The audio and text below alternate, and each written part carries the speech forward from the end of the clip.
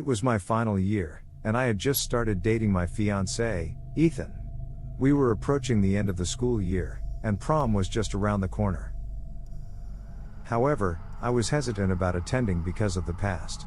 My family had recently relocated to a different city in America due to the unsettling presence of my former stalker, Xavier. He was 4 years older than me, and our paths had crossed during a tumultuous period in my life. Xavier turned out to be a disturbed individual, battling his own demons. After getting discharged from the army, he spiraled into the darkness of hard drugs like heroin. Despite my efforts to distance myself from him, Xavier persisted relentlessly. He made multiple attempts to break into our family home, forcing me to obtain a restraining order. Concerned for my safety, my family decided it was time to move to a new house, hoping to leave behind the haunting memories. With this history, the thought of attending prom filled me with fear. I feared that Xavier might discover my plans and show up, throwing my life into turmoil once again. However, Ethan was always understanding and supportive. He assured me that he wouldn't push me to go if he thought it would be unsafe. His unwavering support brought me some comfort, and I began to consider attending the prom. On the day of the prom, our group of friends piled into a luxurious limousine and headed to the Grandeur, an elegant venue situated just outside the bustling city. We gathered around our table, enjoying the sumptuous food and engaging in lively conversations. Some couples swayed to the music on the dance floor, and Ethan and I joined them for a while. Although I tried to enjoy the night, a lingering sense of paranoia nagged at me, fearing Xavier's presence within the shadows. During the evening, one of Ethan's friends discreetly handed me a small bottle of soothing vodka, suggesting it would calm my nerves. Hesitant at first, I eventually succumbed and consumed the liquid in the bathroom. The strong taste made me almost retch, but surprisingly, within half an hour, it did alleviate some of my anxiety.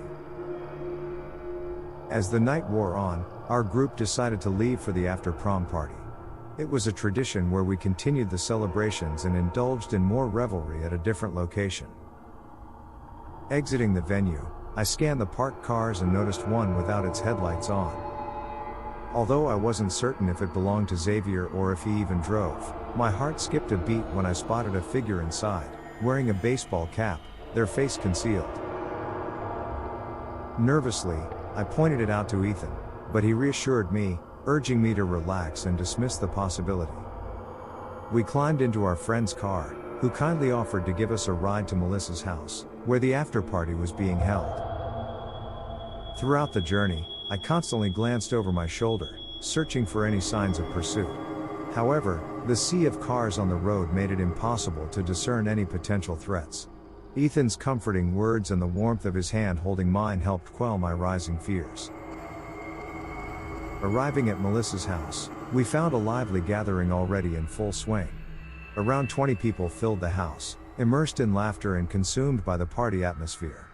Drinks flowed freely as the night reached its peak. Eventually, Ethan and I decided it was time to call it a night. He contacted his sister to pick us up, and we hurried outside to join her in the waiting car. While boarding the vehicle, I cautiously surveyed the street, vigilant for any suspicious cars. At this point, I had managed to convince myself that my earlier concerns were simply products of my overactive imagination. As we drove away, my worries seemed to fade into the night, replaced by a newfound sense of security. We arrived at Ethan's house, where I would be spending the night. It was late, and his mom and sister were already asleep. Ethan and I quietly descended to his room in the basement, which boasted a mini kitchen, bedroom, and living area. The room's floor was level with the backyard, offering easy access through a back door. With the warm night air, some of the windows were left cracked open. Settling in, we decided to unwind by watching a light-hearted movie. However, our tranquility was shattered when a loud bang reverberated from the glass door leading to the backyard. Startled, I shrieked, and Ethan immediately sprang up to unveil the source of the disturbance. A curtain concealed the view, preventing us from identifying who or what had caused the commotion. My heart raced as Ethan drew back the curtain, revealing a chilling sight. There, slapped onto the glass door, was a post-it note with a single word scrawled on it: found. The fear that had gripped me for so long suddenly solidified. Xavier had followed me from the prom to Melissa's house, most likely drawn by the sound of my laughter that echoed in his ears. My paranoia had been justified all along. We hurriedly ascended to Ethan's mother's room, waking her and urgently explaining the situation. Panic consumed us as we reached out to Ethan's father, who was a retired police officer. He called for backup while we anxiously awaited their arrival, a seemingly interminable wait. Finally, the doorbell rang, accompanied by the authoritative knocks of the police. Ethan and his mother went to greet them, providing a detailed account of the events. I recounted my haunting past, highlighting the restraining order and Xavier's relentless pursuit, which had now brought him to this new location. The officers inquired about security cameras on the property, only to be informed that none were present. They turned to me, asking if I had any text messages or information about Xavier's current whereabouts. Regrettably, I no longer possessed his contact information, and I remained unaware of his current residence. Just as uncertainty and fear threatened to engulf us, Ethan's father arrived at the scene. Taking the post-it note from the door, I clung to it, hoping it might serve as a link to Xavier's identity through handwriting analysis. Astonishingly, it matched his unmistakable scrawl. With a renewed sense of determination, Ethan's father ensured my safety. He escorted me home in his police car, eliminating any possibility of being followed by Xavier. During the drive, I dialed our home phone, desperate for my father's comforting voice. Tears streamed down my face as I poured out my terror, my sobs piercing the receiver. Upon reaching home, my parents awaited me anxiously in the front yard. Ethan's father reassured them that we had not been followed, offering some solace in the midst of the chaos. During this tumultuous period, Ethan and I found ourselves unable to visit each other's houses, knowing the lingering threat Xavier posed. Ethan's parents swiftly took action, installing security cameras to safeguard their property. Little did we know that fate had more in store for us. In an astonishing turn of events, one of the side cameras captured unusual motion, triggering an alert on Ethan's father's phone. Reacting swiftly, he armed himself and ventured outside, his senses heightened by the smell of gasoline wafting through the air. Following the scent, he stumbled upon Xavier pouring the flammable liquid around their house. With his gun drawn, Ethan's father bellowed at Xavier to drop the can and surrender. At that moment, the tables turned, and Xavier's reign of terror reached its end. My future father-in-law, a retired cop, apprehended my psychotic ex-boyfriend, the one who had tormented my life for far too long. Xavier was swiftly brought to justice, his sentence extending to over 30 years for the multitude of crimes he had committed. Among them, his most heinous act was the attempted arson of the house of a police officer. In the aftermath, relief washed over me like a cool breeze on a summer evening. The weight that Xavier had burdened me with lifted, allowing me to reclaim my life from the clutches of fear. Ethan and I could finally breathe freely, knowing that justice had prevailed. Thus, the harrowing chapter of our lives came to a close, leaving behind scars that would forever remind us of the resilience of the human spirit. With each passing day, we found solace in our love, strength in our shared experiences, and a newfound appreciation for the fragility and beauty of life.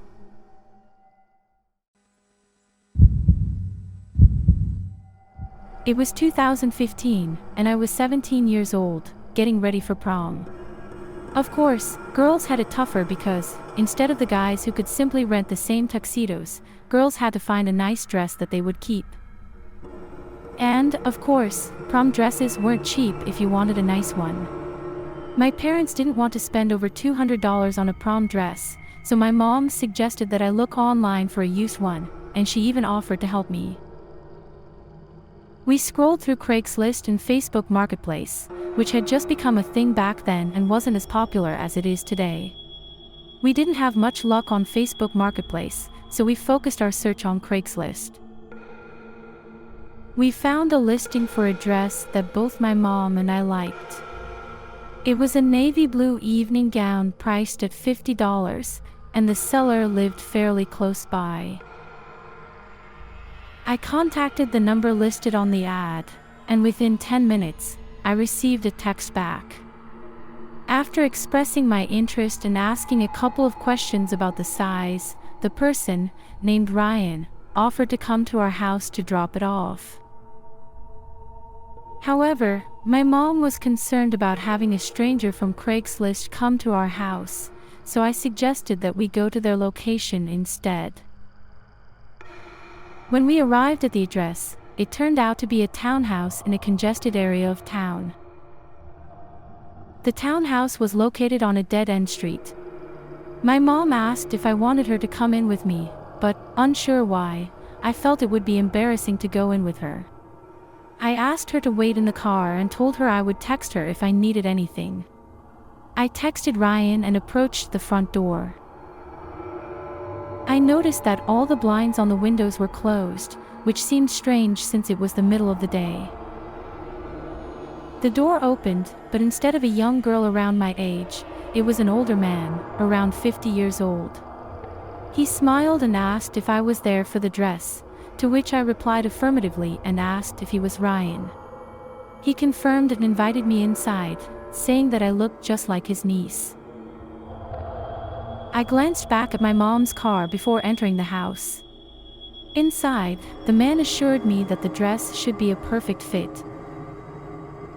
He went into another room to retrieve it, while I stood in the dimly lit and somewhat messy living room. Feeling a bit uneasy, I took out my phone and texted my mom to come to the front door. The man called out from a room, asking me to join him and try the dress on in front of a mirror. I requested that he bring the dress out to the living room, explaining that I preferred to see it before trying it on. He responded that there was no mirror in the living room. I insisted, saying that I just wanted to take a look first. He left the room and reappeared in the living room, empty-handed, and informed me that the dress was on the bed in the bedroom if I wanted to go and look at it.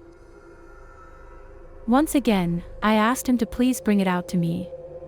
At that moment, there was a knock at the front door.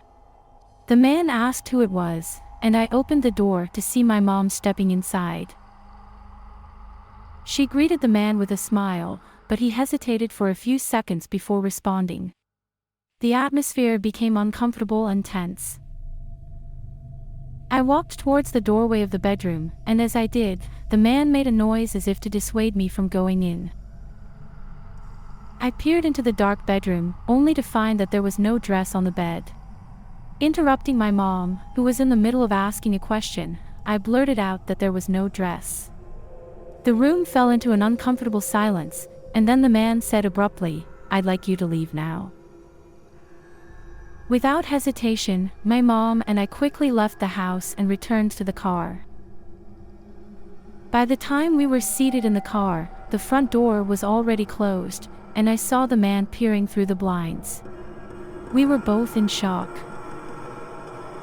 I reported the Craigslist ad, although we didn't call the police because there was no concrete evidence of wrongdoing. Technically, nothing had happened, but it was clear that the man had attempted to deceive me. Thankfully, I listened to my mom and didn't provide him with our address. In the end, I ended up getting a used dress shipped to me for prom night. I shared this story with everyone, and it continues to haunt me even today.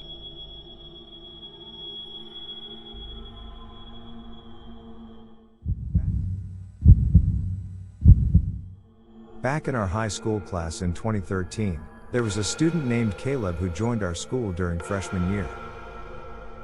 He had a bit of a tough time fitting in with the established friend groups, although he did have a few friends here and there. He wasn't really part of any particular clique. One day, during lunch, something incredibly awkward happened. Our table was a mix of guys and girls, with Caleb sitting at a different table. Out of the blue, Caleb approached our table and tapped Natalie, my prom date, on the shoulder. In a scene straight out of a cringe-worthy movie, he asked her to prom. The entire table fell silent, except for one sarcastic kid who let out a cheer. Natalie, clearly uncomfortable, told Caleb that she was already going with me. It was an excruciatingly uncomfortable situation for everyone involved.